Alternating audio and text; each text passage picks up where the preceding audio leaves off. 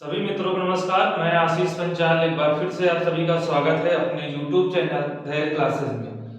दोस्तों, आज हम लोग इंडियन ज्योग्राफी में गंगा नदी के बारे में पढ़ेंगे और गंगा नदी की स्थिति जो है उत्तराखंड में सबसे पहले आज के हमारे एपिसोड पर होगी कि गंगा नदी आपको पता होना चाहिए 5 राज्यों से होकर गुजरती है, जिसमें सबसे पहले वो उत्तराखंड राज्य से उसका उद्गम होता है।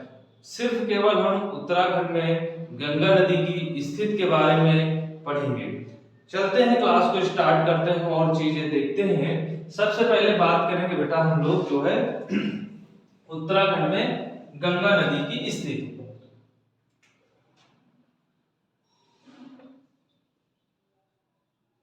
उत्तराखंड में गंगा नदी की स्थिति,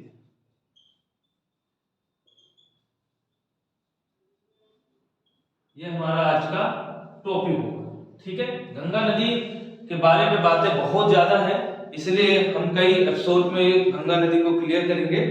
तो चलते हैं, सबसे पहले बात करते हैं गंगा नदी। आपको पता होना चाहिए कि सबसे पहले लिखेंगे हम लोग गंगा नदी भारत की सबसे लंबी नदी है। भारत की सबसे लंबी नदी है। पहला पॉइंट आपके पास है कि भारत की यदि सबसे लंबी नदी पूछी जाए तो वो है गंगा नदी, जिसकी लेंथ है आपको बेटा 25 किलोमीटर। ये कई बार क्वेश्चंस आपके पेपर में पूछा गया है और ये एनसीईआरटी भी बताता है कि 25 किलोमीटर। आज भी एनसीईआरटी यही फैक्ट को लेकर आगे बढ़ती है। आपको फिर भी आपको एक चीज बता दें कि 5 राज्यों के भी नाम हमें पता होने चाहिए। 5 राज्यों, अब 5 राज्यों में गंगा नदी कहां से बहती है, जो में गंगा नदी का बहाव, गंगा नदी का बहाव। आप ये पॉइंट अपने बुकलेट में बना सकते हैं, रख सकते हैं, क्योंकि यही इंपॉर्टेंस है आपके लिए। तो 5 राज्यों में सबसे पहले बात करेंगे हम लोग उत्तराखंड की बात करेंगे, जो 110 किलोमीटर रहती है, 110 किलोमीटर रहती है। और दूसरी बात हम बात करेंगे उत्तर प्रदेश की, तो उत्तर प्रदेश में 1450 किलोमीटर। यह नया एनसीईआरटी का फैक्चुअल जानकारी है, अभी पुरानी एनसीईआरटी में तो अभी 1000 किलोमीटर ही दिया हुआ है। तीसरा आपको बता दे कि ये बिहार से बहती है और बिहार में 445 किलोमीटर इसका बहाव क्षेत्र है। ठीक है, इसके बाद आपको बता दें बिहार के बाद ये जो है झारखंड, और झारखंड में जो है ये सिर्फ केवल 80 किलोमीटर बहती है। और झारखंड के बाद ये 5वां जो राज्य है पश्चिम बंगाल, तो पश्चिम बंगाल में कुल मिलाकर ये 520 किलोमीटर बहती है। तो कुल मिला के 5 राज्यों में इस प्रकार इसका बहाव देखने को मिलता है। झारखंड जो आप देख रहे हैं और यूपी देख रहे हैं, सबसे ज्यादा लंबाई है। सबसे ज्यादा लंबाई आपकी किसमें दिख रही है? सबसे ज्यादा लंबाई यूपी में दिख रही है। और सबसे कम यदि लंबाई दिख रही है, सबसे कम लंबाई, तो वो आपकी कहां दिख रही बेटा? वो झारखंड में दिख रही। सिर्फ मात्र 80 किलोमीटर बहाव है। तो सबसे ज्यादा यदि गंगा नदी की लंबाई है तो उत्तर प्रदेश में, और सबसे कम यदि है तो वो झारखंड में इसका बहाव क्षेत्र देखने को मिलता है। तो ये छोटा मोटा जो पॉइंट्स था वो आपके क्लियर होते हैं। और फिर हम बात करते हैं इस नदी का उद्गम कैसे होता है। ठीक है,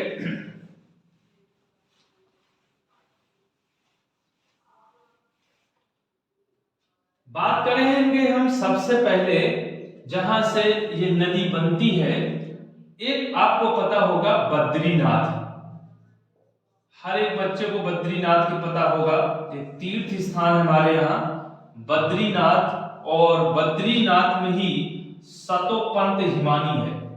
सतोपंत हिमानी है, सतोपंत हिमानी स्थित है बेटा। और सतोपंत हिमानी से जो है आपकी एक नदी निकलती है जिसका नाम होता है विष्णु प्रयाग। क्या नाम होता है? विष्णु प्रयाग। अब ये विष्णु गंगा, विष्णु गंगा।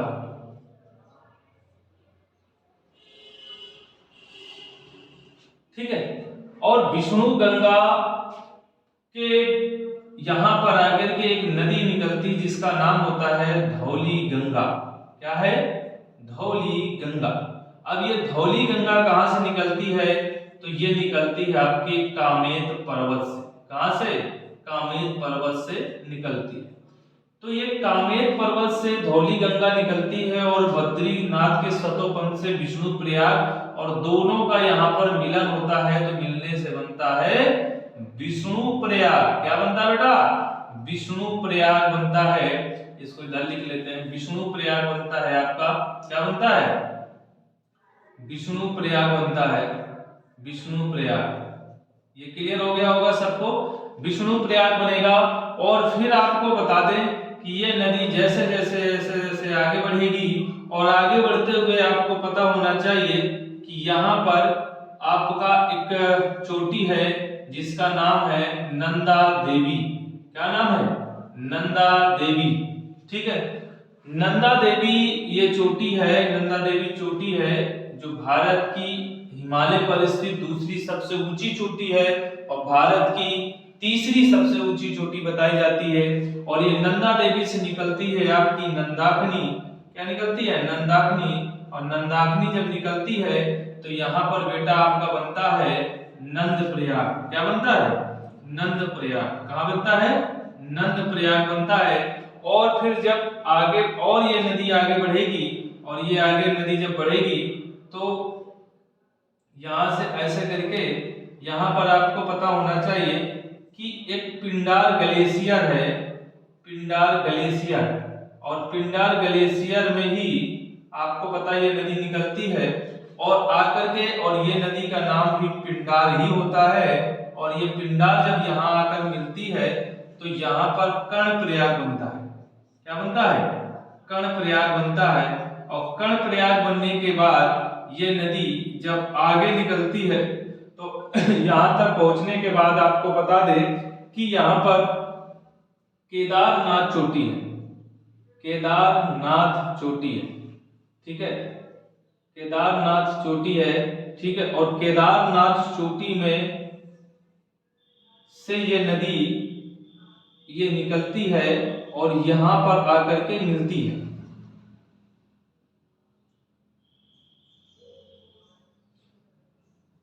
जब यहां पर आकर मिलती है तो आपको बता दे कि इसे हम बोलते हैं मंदाकिनी। क्या बोलते हैं बेटा? मंदाकिनी बोलते हैं। ठीक है,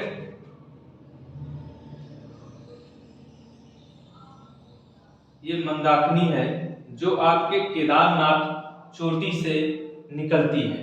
ठीक है, अब यहां मिलने के बाद यहां बनता है रुद्रप्रयाग। क्या बनता है? रुद्रप्रयाग। ठीक है, तो यहां पर जो स्थित है वो है चौराबाड़ी। चौराबाड़ी एक ग्लेशियर है। चौराबाड़ी क्या है? ग्लेशियर है। आपको पता होना चाहिए कि चौराबाड़ी एक क्या है? ग्लेशियर है। ठीक है, चौराबाड़ी एक ग्लेशियर है और चौराबाड़ी ग्लेशियर से कौन सी नदी निकलती है? मंदाकिनी निकलती है। और मंदाकिनी जब आकर अलकनंदा के साथ मिलती है तो ये बन जाता है आपका रुद्रप्रयाग। ठीक है, तो ये पूरी नदी का जो नाम हो गया है, अब ये नाम हो गया है अलकनंदा। क्या नाम हो गया है? अलकनंदा। ठीक है, जब आप धौली गंगा और विष्णु गंगा मिलने के बाद ही जब नदी चलती है आगे तो ये अलकनंदा के नाम से ही चलती है। फिर इसके बाद आपको पता होना चाहिए कि यहाँ पर आकर के आपकी एक नदी है जिसका नाम है भागीरथी। क्या नाम है? भागीरथी। भागीरथी। अब भागीरथी में आपको पता होना चाहिए कि यहाँ पर एक आपकी खतलिंग ग्लेशियर है। खतलिंग, खतलिंग ग्लेशियर है, खतलिंग ग्लेशियर। ठीक है, और यहाँ पर खतलिंग ग्लेशियर पे जाकर के ये नदी जाकर के इसमें क्या कहते हैं मिलती है जिसका नाम है भील गंगा। क्या नाम है? भील गंगा। ठीक है, तो खतलिंग एक ग्लेशियर है उत्तराखंड में पड़ता है, जहां से भील गंगा नदी निकलती है और जाकर के आपके भागीरथी में मिल जाती है। और भागीरथी में मिलने के बाद बेटा क्या होता है कि यहाँ पर जो ग्लेशियर स्थित है जिसका नाम है गंगोत्री ग्लेशियर, याद करो अपने दिमाग में बैठा लो, बहुत बार पढ़े होंगे आप लोग गंगोत्री ग्लेशियर। और ये गंगोत्री जो ग्लेशियर है ये उत्तराखंड में स्थित है, बहुत ऊंचाइयों पर, ठीक है। और ये गंगोत्री ग्लेशियर भारत का सबसे लंबा ग्लेशियर कहा जाता है। तो सबसे पहले ये आपको बात याद होना चाहिए, ठीक है, भारत का सबसे लंबा ग्लेशियर, ठीक है, लंबा ग्लेशियर है, ठीक है।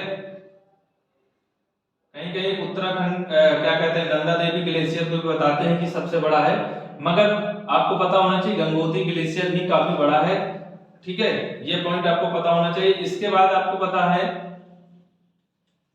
कि गंगोत्री ग्लेशियर में गोमुख है, ठीक है, क्या है, गंगोत्री ग्लेशियर में स्थित एक गोमुख है, गोमुख के निकट, ये गोमुख है, गोमुख के निकट एक जो है गुफा के टाइप में है, गोमुख है। और गोमुख से निकल करके ये जो है गोमुख के निकट से निकल करके और जाकर के भागीरथी के नाम से निकलती है। और ये जो पड़ता है ये उत्तराखंड में उत्तरकाशी जिले में स्थित है, उत्तरकाशी जिले में स्थित है। तो उत्तरकाशी जिले में गंगोत्री ग्लेशियर स्थित है, जहां उसके पास में गोमुख है, जहां पर वो ग्लेशियर का जो हिस्सा है वो एक तरह से गुफा की तरीके से है।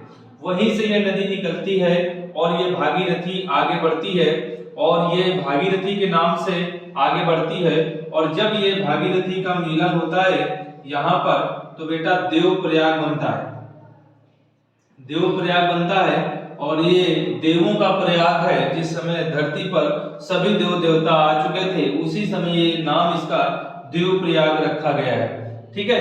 आपको पता होना चाहिए हमारी सारी नदियां देवी देवताओं पर आधारित नदियां हैं। इसके बाद आपको पता होना चाहिए कि दोनों का जो मिलन होता है देवप्रयाग का, अलकनंदा और भागीरथी दोनों के मिलने के बाद इस क्या कहते हैं गंगा नदी का भाग हमें देखने को मिलता है। और गंगा नदी जब हरिद्वार पहुंचती है, हरिद्वार के पास मैदानी भागों में प्रवेश करती है, मैदानी भागों में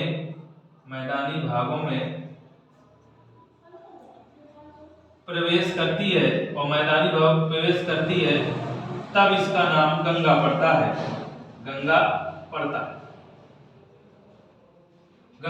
है। तो इस तरह से आप इस पॉइंट को तने समझ सकते हैं। पूरी उत्तराखंड में जो लंबाई है पूरी मिलाकर 110 किलोमीटर की कुल जो है गंगा नदी की लंबाई देखने को मिलती है।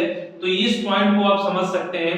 सारे आपके जितने भी ग्लेशियर हैं पंचप्रयाग जो बनते हैं, पंचप्रयाग में सबसे पहले हम बात करेंगे देवप्रयाग का, ठीक है। तो देवप्रयाग जो बनता है आपको पता होगा कि बेटा जो है अलकनंदा, अलकनंदा आपको पता होना चाहिए कि अलकनंदा जो नदी है वो विष्णु गंगा और धौली गंगा के मिलने के बाद ही अलकनंदा नाम पड़ता है, इससे पहले इसका नाम अलकनंदा नहीं होता। देवप्रयाग जो बनता है तो सबसे पहले हम बात लिखेंगे अलकनंदा, अलकनंदा और अलकनंदा और प्लस भागीरथी, ठीक है, तब आपका ये देवप्रयाग बनता है। और ये देवप्रयाग जो बनता है वो जाकर के हरिद्वार के पास बनता है, हरिद्वार के निकट बनता है। और जब ये हरिद्वार में मैदानों में प्रवेश करती है तब इसका नाम गंगा नदी नाम पड़ता है। आपको पता होना चाहिए दूसरा पॉइंट बहुत इंपॉर्टेंट है रुद्रप्रयाग को लेकर के। और रुद्रप्रयाग जो बनता है बेटा वो बनता है आपका किससे, अलकनंदा, अलकनंदा और अलकनंदा के बाद जो बनता है नदी मिलती है वो है मंदाकिनी। और मंदाकिनी आपको पता होना चाहिए ये एक ग्लेशियर है, चौराबाड़ी ग्लेशियर जो आपके केदारनाथ चोटी में स्थित है, वो अलकनंदा और मंदाकिनी के मिलने के बाद रुद्रप्रयाग बनता है। तीसरा प्रयाग है आपका कर्णप्रयाग। आपको पता होना चाहिए जो कर्णप्रयाग है वो कर्णप्रयाग जो किससे बनता है बेटा, तो कर्णप्रयाग आपको पता होना चाहिए, इसका नाम ही पिंडार नदी को कर्णगंगा के नाम से भी जानते हैं। एक नाम इसका और है, ठीक है, अन्य नाम आप यह लिख सकते हैं, अन्य नाम में कर्णगंगा, क्या लिख सकते हैं, कर्णगंगा। ये कर्णगंगा भी इसको बोलते हैं पिंडार नदी को। पिंडार नदी को कर्ण गंगा के नाम से भी जाना जाता है। और कर्ण प्रयाग जो बनता है वो बेटा बनता है अलकनंदा प्लस जो है क्या कहते हैं पिंडार नदी। पिंडार नदी कहो और या चाहे आप कर्ण गंगा कहो, ठीक है। ये 3 ग्लेशियर हो चुके हैं और चौथा ग्लेशियर आपको बताएंगे। चौथा ग्लेशियर जो होगा हमारा वो होगा नंदाग्नि प्रयाग, ठीक है। ये चौथा प्रयाग होगा नंदाग्नि प्रयाग। और नंदाग्नि प्रयाग में सबसे पहले कौन कौन मिलेंगे तो अलकनंदा और प्लस जो मिलेगी नदी वो है नंदाग्नि।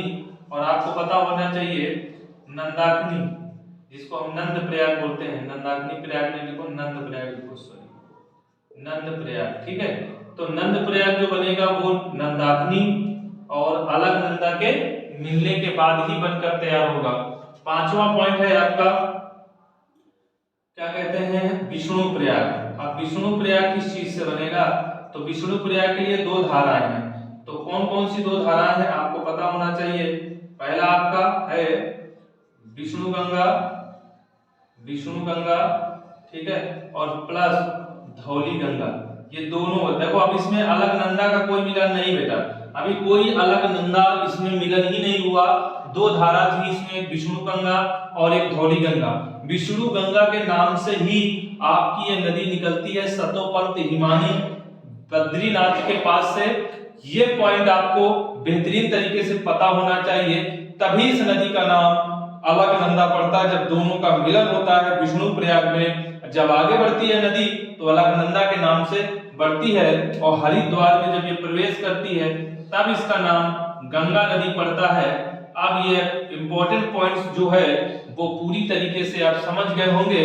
और उत्तराखंड में लंबाई जो है वो कितनी है बेटा, वो है उत्तराखंड की जो लंबाई है बेटा वो है आपकी 110 किलोमीटर। ये उत्तराखंड में इसका बहाव है 110 किलोमीटर और 110 किलोमीटर के अंदर ये जो है 5 पंच प्रयाग बनाती है।